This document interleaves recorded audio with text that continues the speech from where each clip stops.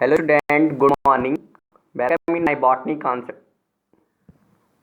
Welcome in my Manish के मेटको classes and दूसरे चैनल का मेरे नाम है मनीष मेटको क्लास बॉटनी कॉन्सेप्ट क्लासेस। जो पहला चैनल है उसका नाम है मनीष के मेटको क्लासेस और दूसरा चैनल है botany concept classes. My name is Manish Kumar Kashodhan. My academic qualification is BSc and pursuing course Diploma in Dialysis Technicians. If you are found more notifications of my channel, subscribe to my channel and press the bell icon for first updations. इस lecture में हम बात करेंगे respiratory system का second lecture है। इस lecture में हम बात करेंगे ट्रेकिया के एनाटॉमी के बारे में। तो ट्रेकिया के एनाटॉमी को पढ़ने से पहले हम थोड़ा सा एपिग्लॉटिस के बारे में समझ लेते हैं।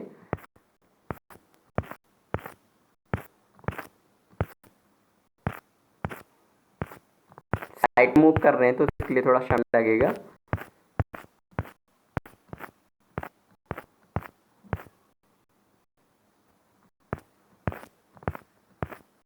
बेट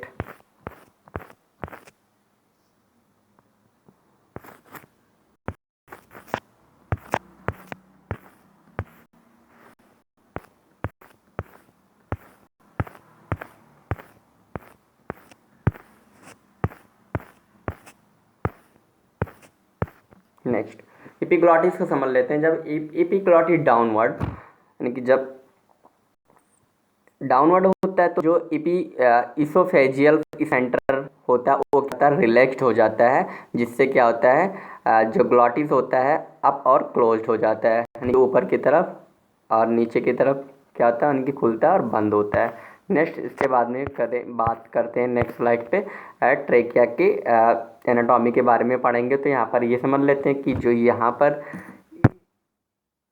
ये पोजीशंस है, ये पोजीशंस है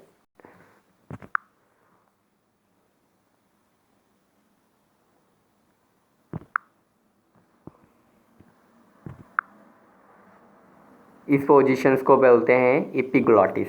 ये क्या हुआ एपिग्लॉटिस। नेक्स्ट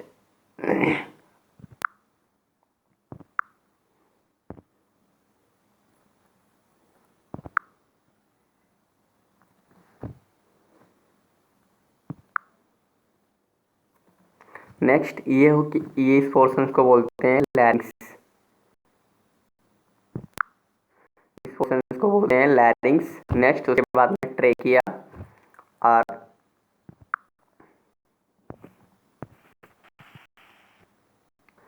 फिर उसके बाद में ट्रेकिया। फिर ट्रेकिया क्या होता है बाइफर्केटेड हो जाता है, right main bronchus and left main bronchus में डिवाइड हो जाता है। तो यहाँ पर लिखा गया है left main bronchus and right main bronchus, यानी कि सिंगुलर फॉर्म में यहाँ पर ब्रोंकस लगाए हैं।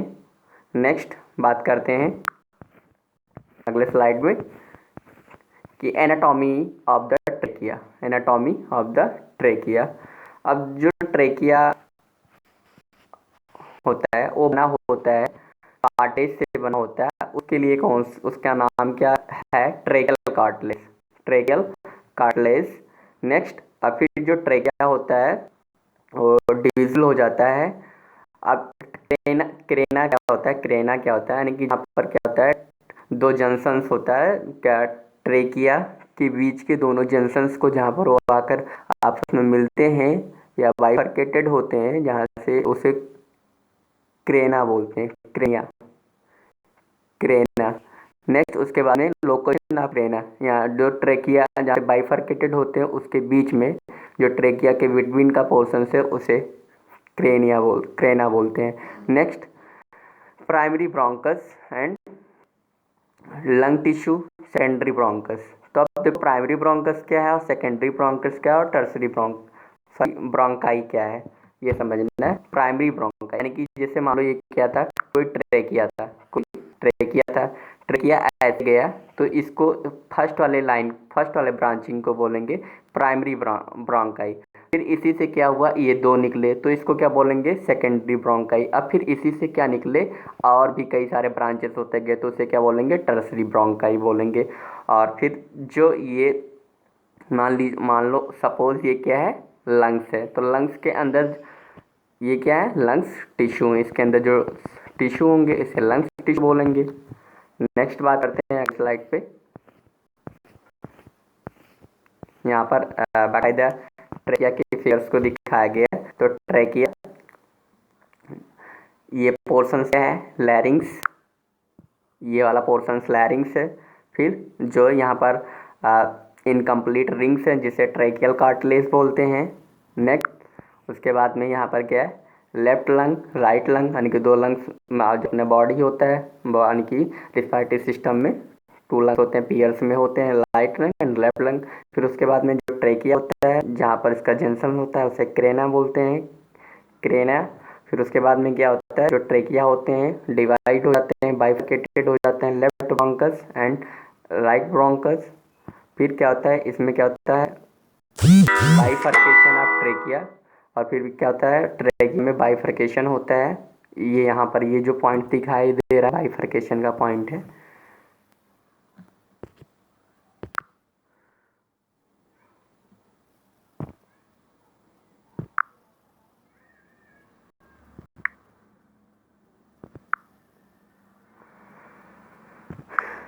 ये जो पोर्शन दिख रहा है ये बाइफर्केशन है, बाइफर्केशन ऑफ ट्रेकिया। ट्रेकिया में जब बाइफर्केशन होगा,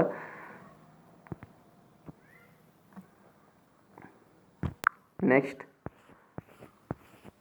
अब जो ट्रेकिया होता है, ट्रेकिया अगर हम ट्रेकिया को निकाल के देखें तो किस शेप के दिखाए, कैसे कार्टिलेजिनस उसका शेप होता है, तो ये इनकम्प्लीट रिंग होता है। कंप्लीट और इनकम्प्लीट रिंग में क्या डिफरेंसेस है, अगर कोई कहता है इनकम्प्लीट और कंप्लीट, तो ये देखो ये दो रिंग है, तो ये पहला क्या है, कंप्लीट रिंग है, और ये क्या है, दूसरा क्या है, इनकम्प्लीट रिंग, यानी कि क्या है, पूरा फुली क्या है, आपस में मिले नहीं, तो इसलिए क्या बोलेंगे, इसे इनकम्प्लीट बोलेंगे। जो ट्रेकिया होता है, ट्रेकिया में जो कार्टिलेज होता है, ट्रेकियल कार्टिलेज होता है, वो क्या होता है, इनकम्प्लीट रिंग होता है। नेक्स्ट बात करें,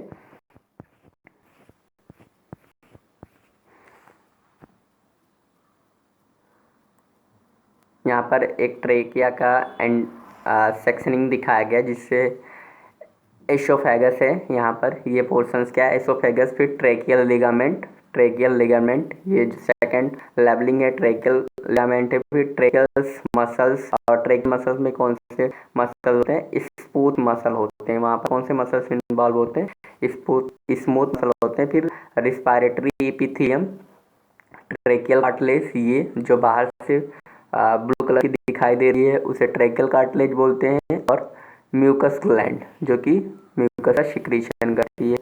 नेक्स्ट बात करें,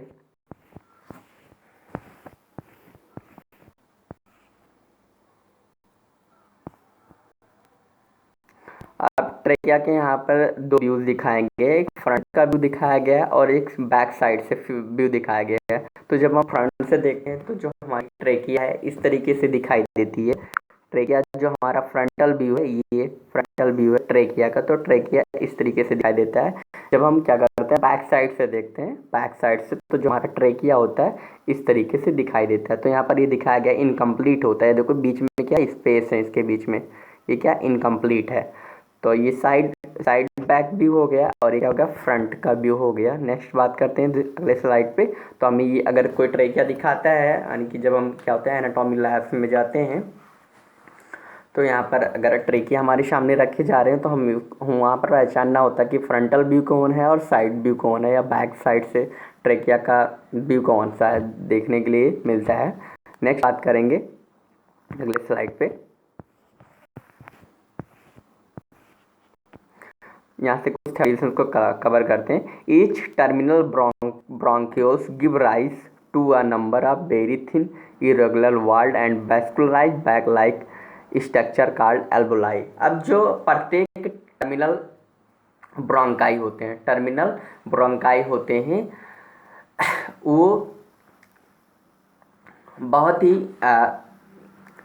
थिन, यानी कि वेरी थिन इरेगुलर यानी अनियमित कार वॉल्ड एंड वैस्कुलाइट बैग लाइक स्ट्रक्चर को क्या करते हैं, निकालते हैं या उनसे बनते हैं, जिसको क्या बोलते हैं, एल्वोलाई बोलते हैं। तो कोई पूछता है एल्वोलाई क्या होता है, तो हम यहाँ पर ये लिख सकते हैं कि जो टर्मिनल ब्रोंक्यूल्स होते हैं उनसे निकलते हैं थिन, बहुत ही थिन इरेगुलर वाल्ड यानी कि अनियमित सतहकार और वैस्कुलाइज्ड बैग निकलती है, जिसको क्या बोलते हैं, एल्वोलाई बोलते हैं। अब एल्वोलाई होता क्या है, the branching network of bronchi, the branching network of bronchi, bronchioles and alveoli compresses the lung।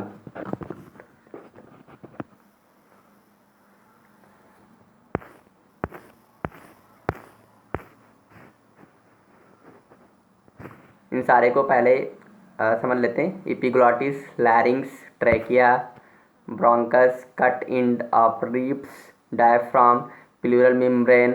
ये यहाँ पर जो येलो कलर दिखाई दे रहा है वो क्या, प्लूरल मेम्ब्रेन है। फिर एल्वोलाई, प्लूरल फ्लूइड जो प्लूरल कैविटी के अंदर भरा होता है उसे प्लूरल फ्लूइड बोलते हैं। Liquid substances, bronchioles.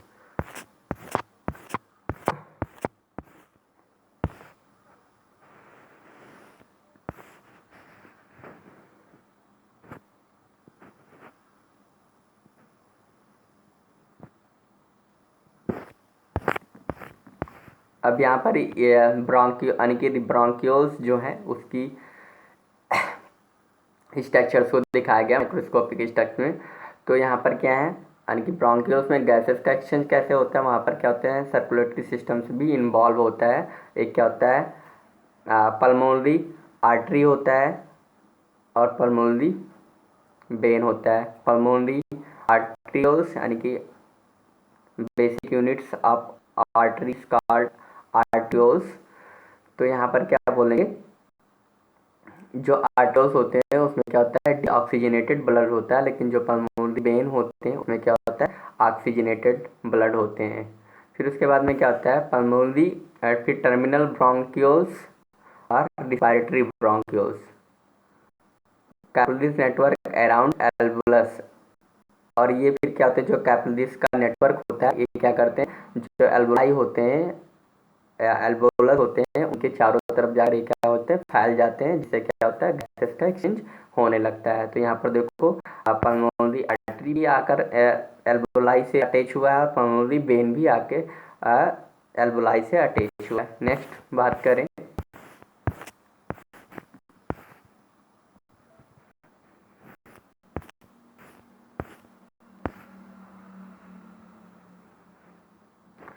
यहाँ पर जो टर्मिनल ब्रोंक्यूल्स है, यहाँ पर स्मूथ मसल्स होते हैं उसको दिखाया गया है, और एल्वोलर सैक दिखाई दिए गए हैं। और एल्वोलर सैक्स में क्या होंगे, छोटे छोटे स्पोर होंगे, जिसे एल्वोलर पोर्स बोलते हैं। एल्वोलर डक्ट, जहाँ पर कई सारे आपस में मिलकर, या जहाँ पर कई सारे एल्वोलर अटैच होते हैं उसे डक्ट बोलते हैं। नेक्स्ट, एल्वोलर कैपिलरीज जो क्या करते हैं, एल्वोलाई को चारों तरफ से घेरे रहते हैं। फिर we have two lungs which are covered, हमारे पास में क्या होते हैं, दो लंग्स होते हैं जो कि कवर्ड होते हैं डबल लेयर्ड मेम्ब्रेन, जिसे प्लूरा बोलते हैं, विथ प्लूरल फ्लूइड, और इनके अंदर क्या होता है, प्लूरल फ्लूइड भरा होता है। It reduce fraction of the lung surface, और ये क्या करते हैं, जो लंग के सरफेस होते हैं, जो फ्लूइड होता है, फ्लूइड का काम क्या होता है, यानी कि जो हमारी लंग्स होती है, लंग्स कवर्डेड होती है प्लूरा से, जो अपनी लंग्स होती है प्लूरा से कवर्ड होती है, और प्लूरा के अंदर इनके बिटवीन देम क्या होता है, फ्लूइड प्रेजेंट होता है, जिसे प्लूरल फ्लूइड बोलते हैं। और ये प्लूरल फ्लूइड का वर्क क्या होता है, जो अपने लंग्स में क्या होता है, फ्रैक्शंस होता है, घर्षण होता है, उसको क्या करते हैं, रिड्यूस करने का काम करते हैं, यानी कि घर्षण को कम करते हैं। The outer pleural membrane is in close contact with the thoracic lining, और जो प्लूरल मेम्ब्रेन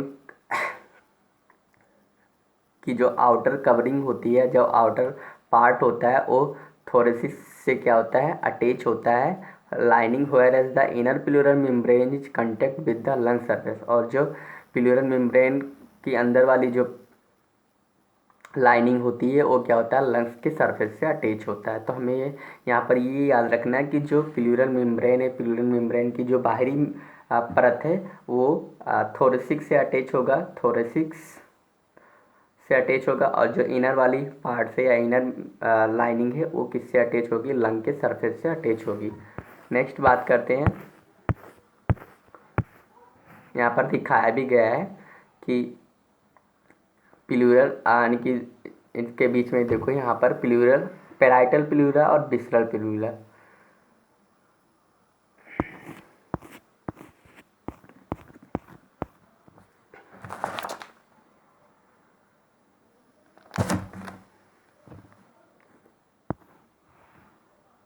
जो क्या है अंदर की तरफ अटैच है, प्लूरल मेम्ब्रेन की जो अंदर की तरफ की लाइनिंग है जो कि क्या है लंग से अटैच है उसे विसरल प्लूरा बोलते हैं, और जो क्या है थोरेसिक से अटैच है उसे पैराइटल प्लूरा बोलते हैं।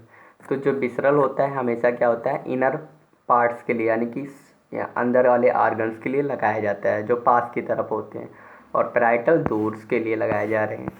नेक्स्ट यहाँ पर देखो कार्डियक नॉच होगा, जहाँ पर क्या होता है थोड़ा सा जो लंग्स होता है क्या होता है ऑब्लिक यानी कि तिरछा अटैच होता है। तो जहाँ पर ये थोड़ा सा जो स्पेस है लंग जो क्या करता है, जो अपने रिब्स होते हैं वहाँ पर एक नॉच लाइक स्ट्रक्चर बनाता है,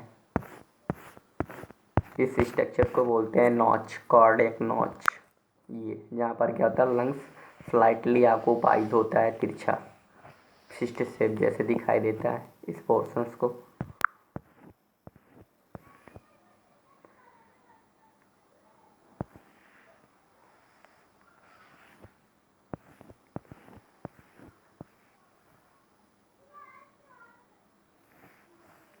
फिर उसी फिगर्स को यहाँ पर दिखाया गया कि जो प्लूरल मेम्ब्रेन है और इनके बीच में जो स्पेस होता है उसे प्लूरल स्पेस बोलते हैं, और जो ये पोर्शन से इसको रिब्स बोलते हैं, पसली।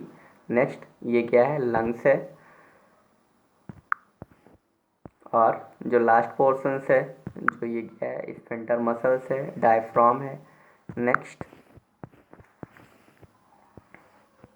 अब यहाँ पर समझते हैं कि जो राइट लंग होता है और लेफ्ट लंग होता है, लेफ्ट लंग होता है उसमें कितने लोब्स होते हैं। जो राइट लंग होता है उसमें क्या होते हैं 3 लोब्स होता है। पहला क्या होता है सुपीरियर लोब,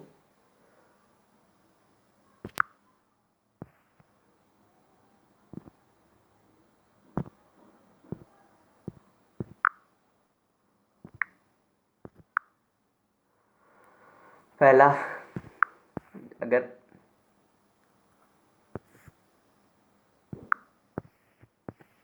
अगर राइट लंग की बात की जाए तो उसमें 3 लोब्स होते हैं। पहला सुपीरियर लोब, मिडिल लोब और इन्फीरियर लोब। और अगर लेफ्ट लंग की बात की जाए तो उसमें 2 लोब्स होते हैं, सुपीरियर लोब और इन्फीरियर लोब। और हॉरिजेंटल फिशर यानी कि इसको क्या बोलते हैं फिशर्स का मतलब होता है दरार, इसको हॉरिजेंटल बोलते हैं, और इसको ऑब्लिक्यू फिशर बोलते हैं। अब यहाँ पर देखते हैं कि जो सुपीरियर लोब्स है वो इस कलर से जो भी जितने भी किए गए हैं उसको क्या बोलते हैं सुपीरियर लोब्स, मीडियल लोब्स जो सबसे ये है, और इन्फीरियर लोब जो सबसे नीचे है ये क्या है inferior lobe.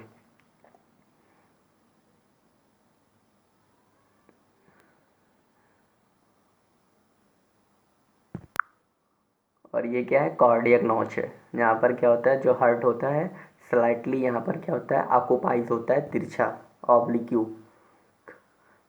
Cardiac notch. Next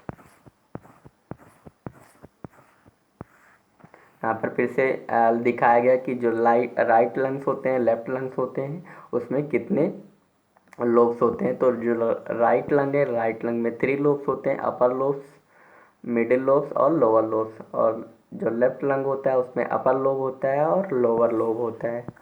next the conducting the conducting part transport the atmospheric air into the alveoli clears in from foreign particles, humidifies यानी कि जो थोड़ा नमी वाले गैस, नमी वाली चीज़ें होते हैं, also brings the air to body temperature. अब देखो जो कंडक्टिंग पार्ट्स होते हैं, कंडक्टिंग पार्ट्स में क्या होता है, जो ईयर होते हैं वो क्या होते हैं, पास होते हैं, ओनली वन ईयर पास होते हैं। अब इसमें जो ईयर्स हैं यानी कि जो एल्वोलाई हैं, एल्वोलाई के थ्रू कितने माइन्यूट पार्टिकल्स पास नहीं हो सकते हैं, तो जो 2.5 माइक्रोमीटर के पार्टिकल्स होंगे वो एल्वोलाई के थ्रू क्या होंगे, पास नहीं होंगे। Exchange parts is the site of actual diffusion, यानी कि जो एक्सचेंज पार्ट होता है वो डिफ्यूज़न का क्या होता है, वास्तविक साइट होता है, जहाँ पर O2 और CO2 क्या होते हैं, आपस में कन्वर्ट होते हैं between blood and atmospheric year, blood और एटमॉस्फेरिक ईयर के बिटवीन।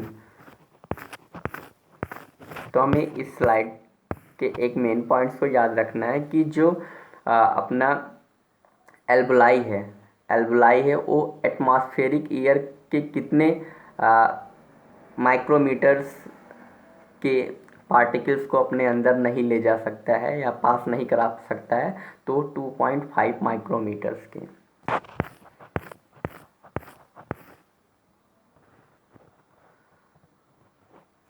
फिर समझते हैं the lungs are situated in the thoracic chamber, यानी कि जो लंग्स होता है वो स्थित होता है थोरेसिक चैम्बर में, which is anatomically right tight chamber, which is anatomically year tight chamber, जो कि एक क्या है, ईयर टाइट चैम्बर्स है। The thoracic chamber is found by dorsally by the vertebral column, यानी कि जो थोरेसिक चैम्बर होता है डॉर्सली वो क्या होता है, वर्टिब्रल कॉलम से बना होता है, and ventrally by the sternum, और जो वेंट्रली होता है यानी कि ऊपर वाले सरफेस से अगर सामने से देखा जाए तो वेंट्रली किससे बना हो, स्टर्नम से होता है, लेटरली बाय द रिब्स, और लेटरल साइड में अगर देखा जाए तो रिब्स होते हैं। On the lower side by the dome shaped diaphragm, और नीचे की तरफ किससे बना होता है या किसके द्वारा जुड़ा होता है, डोम शेप्ड स्ट्रक्चर, जिसे क्या बोलते हैं, डायफ्राम बोलते हैं। तो हमें ये समझना है कि जो थोरेसिक चैम्बर जो होता है, थोरेसिक चैम्बर कैसे बना होता है। तो जो अगर डॉर्सली बात करें यानी कि डॉर्सल वेंट्रल तो समझते हैं, यानी कि अगर अपने हाथ की बात की जाए तो ये क्या है, वेंट्रल है, और ये क्या है, डॉर्सल है। डॉर्सल ये क्या है, अपना जो पाम है वो क्या है, वेंट्रल साइड है, और ये क्या है, डॉर्सल साइड है। तो अगर डॉर्सली अगर अपना लंग है, अगर लंग की डॉर्सली बात की जाए तो वो क्या होता है, वर्टिब्रल कॉलम से अटैच होता है, और जो वेंट्रली होता है स्टर्नम से अटैच होता है, जहाँ से सारे रिब्स आपस में आकर अटैच होते हैं। अगर लेटरली की बात की जाए यानी कि साइड से बात की जाए, यानी कि मिड पोर्शन से अगर इधर और मिड पोर्शन से इधर, तो वहाँ पर क्या होते हैं, रिब्स होते हैं। और लोअर साइड में बात की जाए तो एक क्या होता है, डोम शेप्ड स्ट्रक्चर, यानी कि गुम्बद जैसी स्ट्रक्चर, जो कि क्या होता है, स्फेंटर मसल होता है, उसे डायफ्राम बोलते हैं। नेक्स्ट, अब इंस्पायरेशन और expiration. Inspiration thoracic cavity expand, inspiration के समय क्या होता है, जो थोरेसिक कैविटी होती है, इंस्पायरेशन यानी कि जब हम सांस क्या करते हैं, अंदर लेते हैं, तो थोरेसिक कैविटी क्या होती है, एक्सपेंड कर जाती है, यानी कि फैल जाती है, और इंटरकॉस्टल मसल्स कॉन्ट्रैक्ट, और जो इंटरनल इंटरकॉस्टल मसल्स होते हैं वो क्या करते हैं, कॉन्ट्रैक्ट हो जाते हैं, यानी कि सिकुड़ जाते हैं, और जो डायफ्राम होता है, और डायफ्राम भी क्या करता है, कॉन्ट्रैक्ट कर जाता है। नेक्स्ट, जब हम क्या करते हैं, एक्सपायरेशन करते हैं, एक्सपायरेशन यानी कि जब हम गैस को छोड़ते हैं, तो जो थोरेसिक कैविटी होता है क्या होता है, रिड्यूस होता है, यानी कि जो साइज होती है या उसका जो वॉल्यूम होता है वो क्या होता है, कम हो जाता है, और इंटरनल इंटरकॉस्टल मसल्स क्या होता है, रिलैक्स हो जाता है, फैल जाता है। नेक्स्ट, डायफ्राम रिलैक्सेस, और जो डायफ्राम होता है वो क्या होता है, रिलैक्स हो जाता है। नेक्स्ट बात करें अगले साइड, यहाँ पर एक रिस्पायरेटरी सिस्टम का फिगर यहाँ पर भी दिखाया गया। और इसमें क्या है, जो लिम्फ नोड्स है, ट्रेकिया है, ब्रोंकाई है, लेफ्ट लंग में क्या है, दो आर्च होते हैं, अपर लोब्स या दो लोब्स होते हैं, अपर लोब्स, लोअर लोब्स। फिर उसके बाद में जो राइट लंग है उसमें 3 लोब्स होते हैं, अपर लोब्स, मिडिल लोब्स और लोअर लोब्स। फिर उसके नीचे डायफ्राम होता है। तो यहाँ पर क्या किया गया है, एक अल्वोलाई के स्ट्रक्चर्स को दिखाया गया। तो उसमें क्या होता है, सर्कुलेटरी सिस्टम भी इन्वॉल्व होता है, जहाँ पर क्या होता है, एक जो ये कैलोरीज होते हैं एल्वोलाई को चारों तरफ से क्या होते हैं, कवर्ड किए रहते हैं, जैसे यहाँ पर, जिससे गैस का एक्सचेंज होना पॉसिबल हो जाता है। नेक्स्ट बात करें, respiration involve the following steps. Respiration में कई सारे स्टेप्स इन्वॉल्व होते हैं, जैसे मैं पहले ही फर्स्ट लेक्चर में आप लोगों को बताया कि रिस्पायरेशन यानी कि जो ह्यूमन रिस्पायरेशन होता है वो 5 स्टेप्स में या 5 फेजेस में इन्वॉल्व होता है। पहला ब्रीथिंग, दूसरा diffusion of gases, transport of gases by the blood, diffusion, utilisation of O2 का यूज़। अब यहाँ पर ये समझ लेते हैं कि जो ब्रीथिंग है, ऐसे पल्मोनरी वेंटिलेशन, ब्रीथिंग यानी कि जो हम सांस लेते हैं, सांस छोड़ते हैं, उसी को वेंटिलेशन बोलते हैं, पल्मोनरी वेंटिलेशन बोलते हैं। By which atmospheric air drawn in and CO2 rich alveoli air is released out, यानी कि जो एल्वोलाई से अधिक मात्रा में CO2 होते हैं, निकलते हैं, वो क्या करते हैं, हम उसको छोड़ते हैं और एटमॉस्फेयर से क्या करते हैं, ऑक्सीजन को अंदर की तरफ लेते हैं। नेक्स्ट, डिफ्यूजन ऑफ गैसेस में क्या होता है, O2 और CO2 एल्वोलर मेम्ब्रेन के द्वारा क्या होता है, O2 और CO2 का क्या होता है, एक्सचेंज होता है। ट्रांसपोर्ट ऑफ गैसेस में बात करें तो डिफ्यूजन जो होता है O2 और CO2 के ब्लड और टिश्यू के बिटवीन होता है, O2 और CO2 का।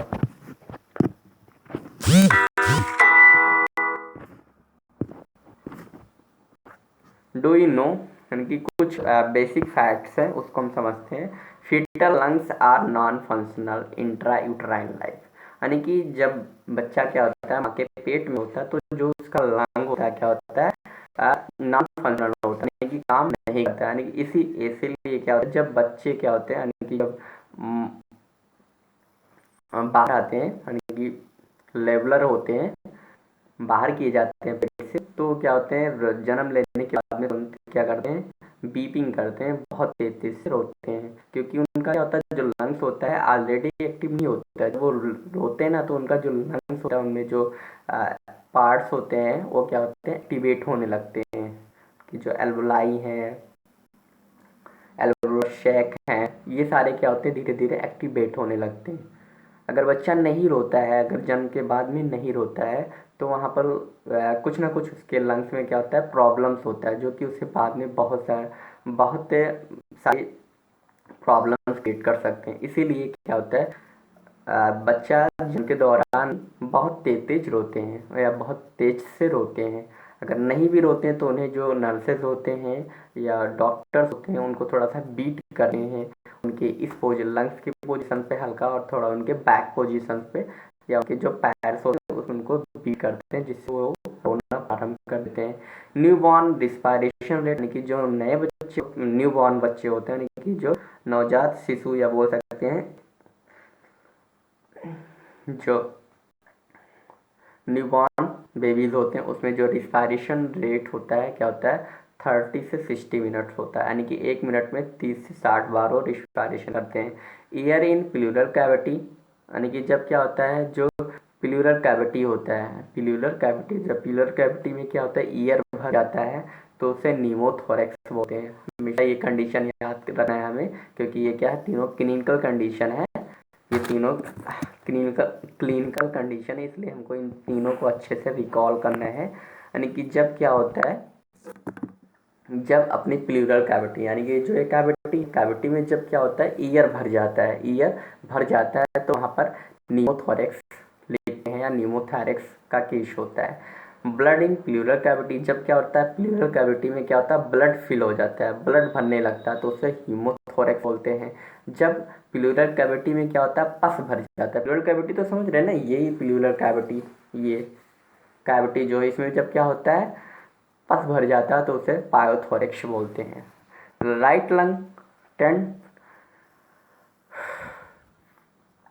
Tertiary bronchi and left lung में क्या होता है 8 टर्सरी ब्रोंकाई होते हैं। अपर रिस्पायरेटरी ट्रैक में क्या क्या होता है नोजल टू वोकल कार्ड, यानी कि जो अपर रिस्पायरेटरी ट्रैक होता है वो नोजल से वोकल कार्ड तक होता है, और जो लोअर रिस्पायरेटरी ट्रैक होता है वो ट्रेकिया से लेकर लंग तक होता है।